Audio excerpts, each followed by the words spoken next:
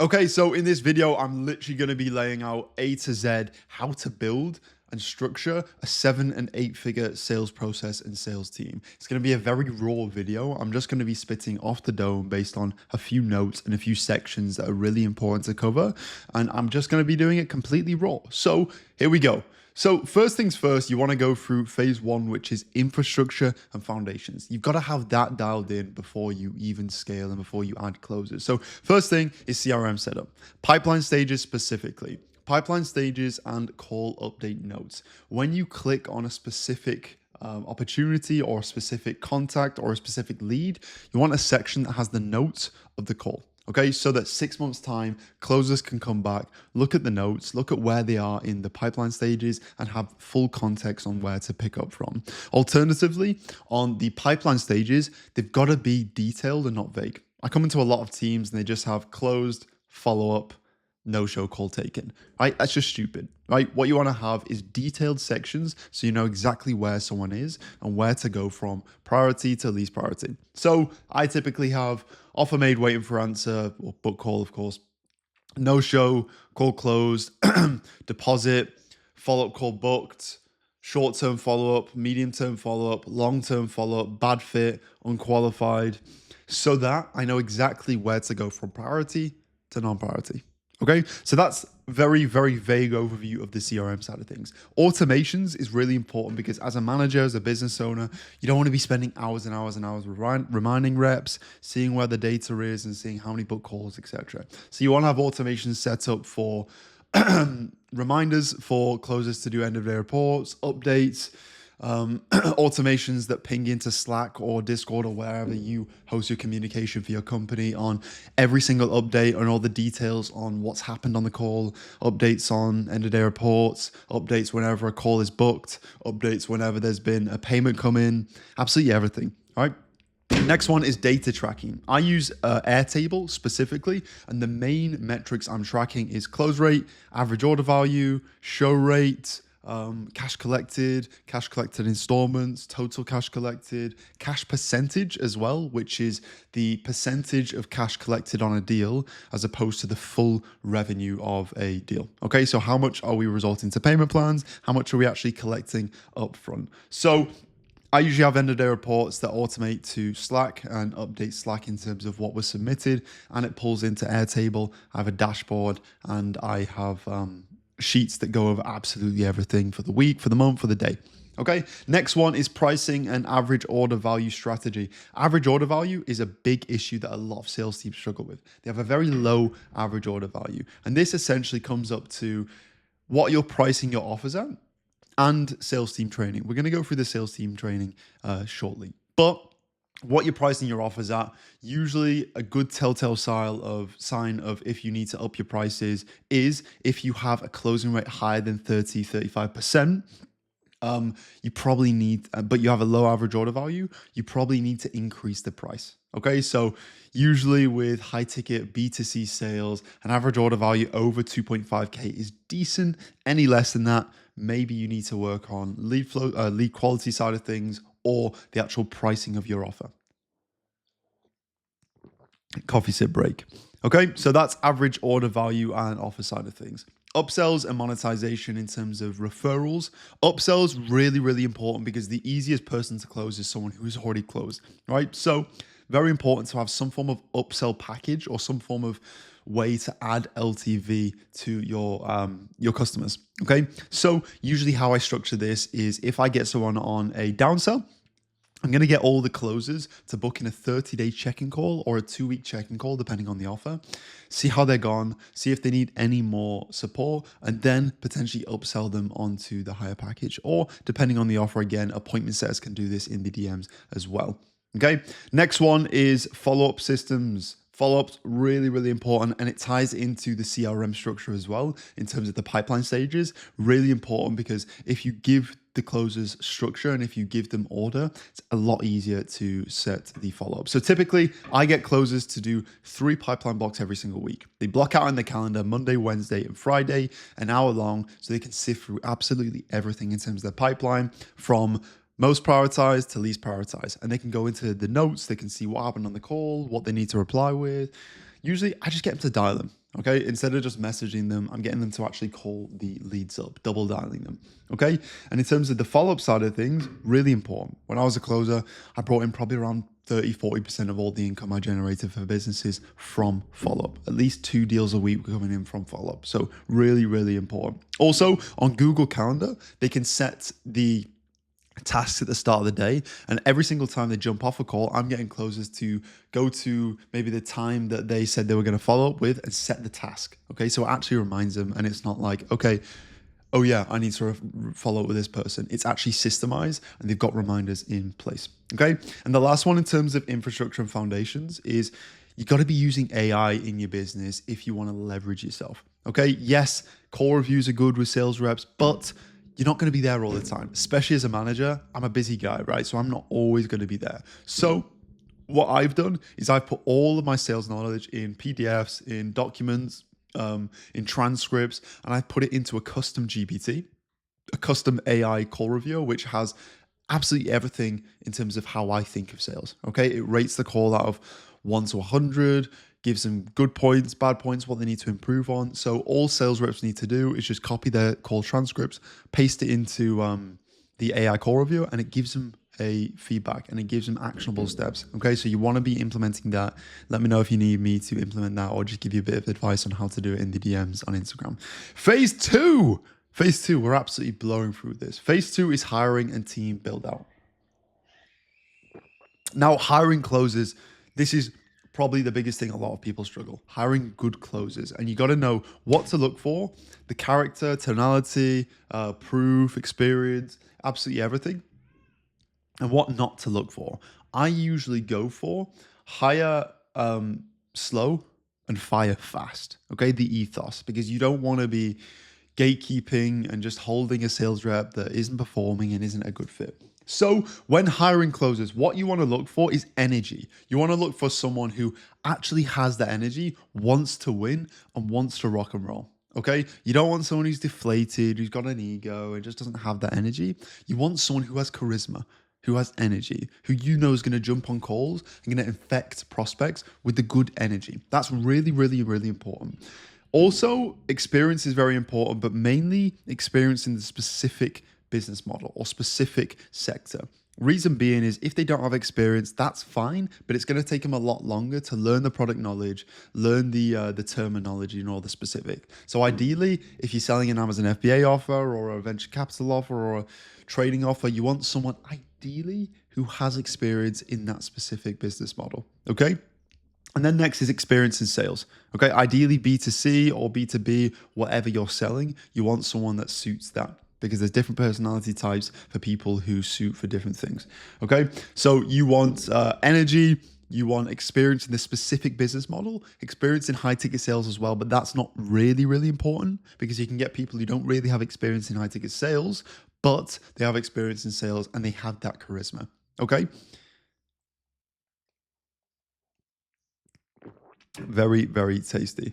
Yeah, so hiring closers, you want to make sure you're onboarding them and you have an onboarding that ramps them up in 7 to 14 days. Usually how I onboard closers is I have an onboarding pack that I use for every single client that has the relevant product knowledge, the relevant post-call process, everything in terms of the brand owners, the brand, the offers, everything, the pitch deck, all in one document. I'm going to give it to the closer so they can go over. And the first thing that I'm going to get them to focus on is the pitch and the product knowledge.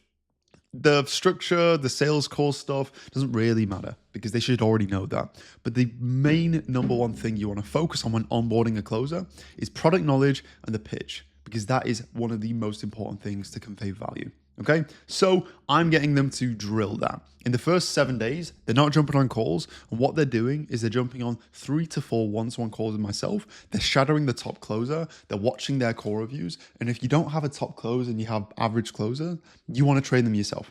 Okay, so I'm jumping on calls with them, mainly practicing the pitch, practicing role plays, going through specific questions, testing them on product knowledge. Then when I feel like they're ready, typically after the first 7 days, or it could be sooner, I'm going to get them on around 3 to 4 calls a day. I don't want to waste calls on them. I don't want to waste money, but I'm going to get them on 3 to 4 calls a day. And I'm going to review one call every single day. All right, I'm going to monitor them very closely. KPIs in the first 14 days of taking calls should be around 10 to 15% close rate. Nothing crazy, all right? They're ramping up, okay? Then after the first 28 days, typically after the first 50 live calls is when you can judge if they're a good closer, if they're actually a good fit, if they're going to succeed in this offer or not. Okay, so 50 live calls, there should be at least that KPI at 20%. Okay, after the first 7 to 14 days of calls, I'm analyzing where they're at, if they can have more calls, if they're on track, if they're closing at a decent rate. I'm going to get them on full-time calls. Okay, so really important to give them the right onboarding documents, the right support, and give them the right training in the first 14 to 28 days. Okay, really, really, really important. Now, offboarding closes, when you should cut is when you don't have enough lead flow and you want to prioritize different reps. I usually put people on the bench if they're a decent rep, but there's not enough lead flow for them. I'm going to put a closer on the bench and then keep them, maybe put them on the dialing team, the setting team, or recommending them for a different offer, but getting them back on board when we have more lead flow. But I want to prioritize the main reps first, make sure they have a full calendar versus 3 or 4 closers have not too many calls and availability in the calendar. I want to prioritize the 2 or 3 or 1 top closer and give them all the calls as opposed to lows just having a little bit of calls. Okay. Another reason why you would offboard is not a good culture fit. If they're not a good culture fit, if they're not doing the render day reports, not doing their updates, not showing up to team meetings, and they don't want it as much as you in terms of getting better, improving their skill set, making more money, then probably not a good culture fit. You don't want someone to bring down the culture and jeopardize the values of the company, okay, and the sales team. That's very brief on offboarding closers as well. Hiring appointment setters and dialers is a tough one because you've got to have the right compensation structure and you've got to have the right people. Usually these type of people are people who are hungry, maybe fairly young. They want some form of progression. They want to make at least 1.5 to 2K at least. Okay. So where you want to find that best way is through referrals. And it's the same with referrals as well with closers. To find closers and setters, typically you want to ask good closers and setters if they know anyone. Referrals first. Okay. And then you want to go into communities. You want to ask sales managers, you want to ask business owners, high ticket sales communities, business communities, entrepreneurship communities, and put the feelers out there. Okay. Typically, if you're really struggling, you can hire recruiters, but it can be costly and a lot of them are shit. Okay. Or if you have a sales manager, they can just do it for you. All right. Now, in terms of setters and dialers, red flags to avoid is people who have side gigs, people who have different offers, people who are looking for just a get rich quick scheme, people who are looking to progress very, very, very fast because then they're going to be a setter or a dialer for a month and then want to go into closing. Okay. So you want someone who's fairly early in the journey, who wants to learn and really wants to get to the next level and just commit to learning a skill for at least 6 months. All right. Beautiful. Now, onboarding setters, okay? Exact same as the closer side of thing. You want to have SOPs in terms of product knowledge, in terms of the framework you want to use, in terms of the different terminology in the specific offer. And you just want to review their conversations or calls every single day. All right, go through test conversations with them, jump into the DMs, get them to share their screen and run through how you would actually answer conversations and you would tackle things. You don't want to give them all the answers. You want to ask them what they think they should reply because that is a very good way to get people to think for themselves. Next one is availability and coverage. Availability and coverage is really important for closers. As a sales manager or a business owner, you need to have a good pulse in how much availability is in the calendar and what availability your closers have. Okay. So you don't want closers who are all part-time unless they're a really good closer and they've got a specific reason for it. But you want to make sure that you are booked out for at least 2 days in advance, 1 to 2 days in advance. If you don't have any availability at all and you're fully booked up, you probably want to hire another closer or just utilize your current closers and ask them to increase their availability. Instead of hiring a closer, you want to work with what you've got and you want to ask them their availability and potentially close them on doing more hours, whether it be a Saturday, a Sunday, whether it be later hours in the week. But that's how you get more availability and coverage. You just want to be making sure that you have enough availability for the amount of leads that you have through in the pipeline. Phase three is performance and optimization. Now, sales call reviews, how often, what to look for, and how to actually run them. Sales call reviews really depend on the caliber of your sales team. If you have a sales team that's closing at 20, 25%, even 30%, you probably still want to be doing sales call reviews. You probably still want to be doing sales call reviews for your sales team, even if they're crushing it, right? Because there's a very natural cycle of sales reps getting a decent close rate, thinking they're good enough to do core reviews, not doing core reviews, getting down, and it's sort of like an endless cycle of getting better, not training, getting worse, training, getting better. Do you know what I mean? So what you want to be doing is at least doing 2 core reviews for each sales rep each week. Ideally more, ideally every single day, but if you don't have time, at least 2 every single week, just to gauge what the needle movers are, and then you bring it up in your one-to-one calls with those sales reps, okay? What to look for is you don't want to bombard them with advice and loads of needle movers because it just overwhelms them. You want to focus on 2, maybe 3 needle movers at max, okay?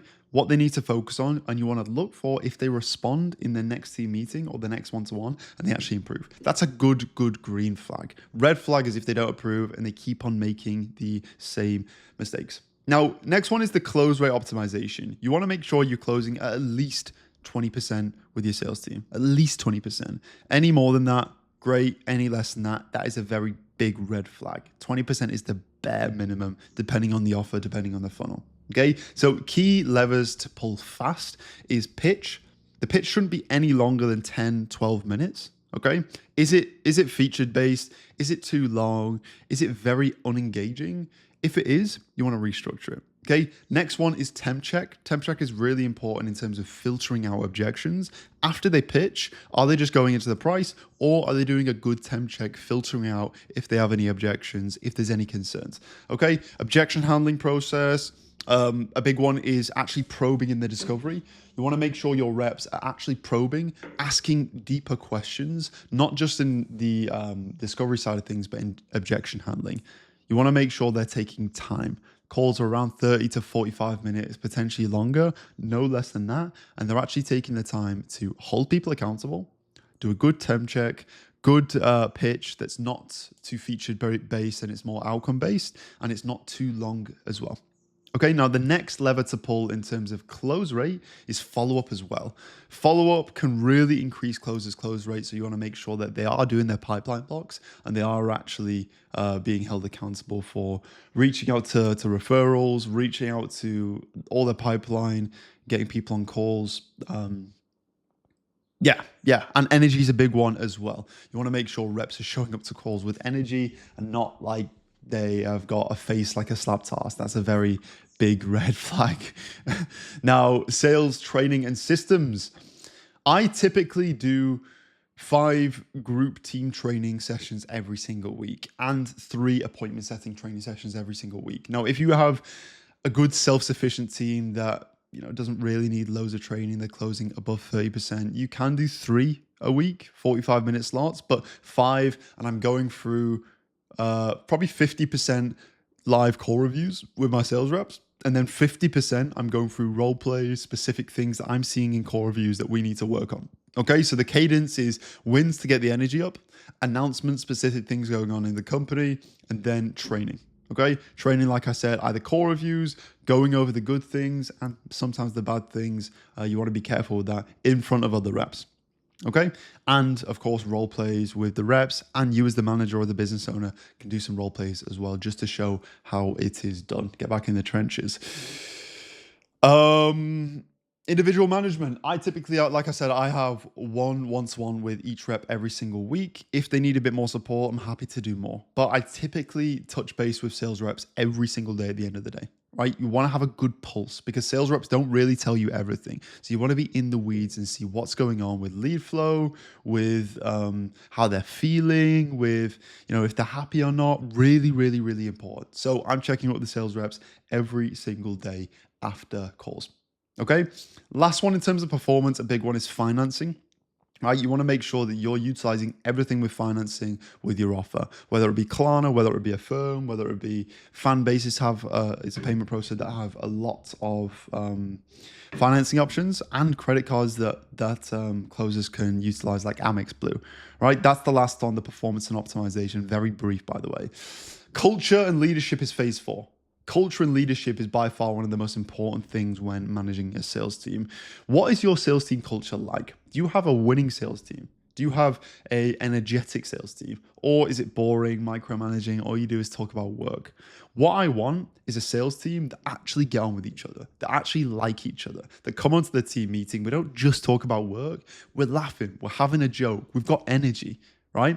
If a sales rep is late, I'll do something like make him do 20 press ups, right? And everyone will absolutely love it when someone comes late because they have to do 20 press ups and they can all mock them for doing it, right? So really important to have that energetic culture. And this is really what's going to drive performance, right? Accountability. I like my sales reps to call people out, right? If they're just being pushovers, I call that out, right? Because if we have a sales team full of winners who call people out, hold people accountable, then everyone's going to be on their absolute best. Your sales team is a direct reflection to you as a manager and as a business owner. So if you don't call people out, if you don't hold people accountable, if you don't operate at a high standard, your sales team isn't going to either. So that's a very, very, very important part to focus on. Prioritization in certain CRMs like Go High Level, HubSpot, all that, you can and Calendly, you can prioritize reps. So you want to be prioritizing the reps who are the most invested and performing the best. Okay, so you can give them the most calls, the most calendar availability. Incentives, really important one. It really depends on the economics of your business, but typically I like to do, if they collect over 60K in new cash, not payment plans, new cash, then they get 12% and not 10%, okay? Or you can do an actual cash bonus, but incentives are really important. You don't know what a rep will do at the end of the month, the last 5 days, if they're 20 grand off their incentive and they want to make it work. They will dial people, they'll go for the pipeline, they'll do absolutely everything. All right. Last one on culture and leadership is when to step in. Now, you don't want to be a micromanager. You don't want to be someone who just answers all the questions and just lets reps just ask them every question under the sun. You want them to be self-sufficient. So when reps are asking you questions, when they're, asking you for things, you don't always want to answer them. You want to ask them what they would do, right? If I wasn't here, what would you do? Okay, what do you think the answer is? And then they'll get in the habit of just doing things themselves. Okay. And one of the last thing to go over is scaling without chaos. Phase 5. Show rate fixes is a big bottleneck. And in B2C, it should typically be between 60-65%. 65 is great in B2C, like the high ticket biz op space. B2B, probably a bit more 70%-ish, 65-70%. So if your show rate's anything under 60%, you might have an issue. It's not the end of the world, but you might have an issue. Okay, so things I'm looking to do to increase the show rate is calendar availability time frame. So no more than 2 to 3 days in advance, your calendar should be available to be booked in with. You want to have workflows, SMS and email workflows for confirming calls for people who book in. And potentially you want to have someone 5 minutes after they book in or as soon as possible after a lead books in, calling them up, confirming them, okay? Because the show rate on people confirming is ridiculous as opposed to the show rate to people not confirming, okay? And ideally, as a bonus, you want closers to reach out as well and build that relationship, maybe send over some pre-call material before the call. That's pre-call. Worst case scenario, if you have enough lead flow, you've got enough scale, is double booking. If someone doesn't confirm within 24 hours, and there are automations you can set up for this, if someone doesn't confirm a call within 24 hours, you can set you can get the closer to set the calendar slot as free instead of busy so they can get double booked. Okay. And if one person doesn't show, the other one does, you can show up to the showed call. If both show, you can just have a setter on standby to call the person who didn't confirm. Okay. But yeah, that is pretty much it. Now it is very vague and there is a lot more to go through, but rapid firing, That is the structure on how to build a seven-figure sales process. It is really about leverage. It's about culture. It's about hiring the right people, having the right training, and knowing your offer, knowing what type of prospects there are, what type of sales rep connect with that offer. Also, especially this day and age, having the systems, the technology, and the automations to be able to delegate a lot of your job as a manager, as a business owner. So, if you want me and my team to manage your sales team, or just give you a full audit in terms of what the main bottlenecks in your business are, then either click the link below and go into my website, book in a call, or just drop me a message on Instagram at @TomHaider_. Have a great day.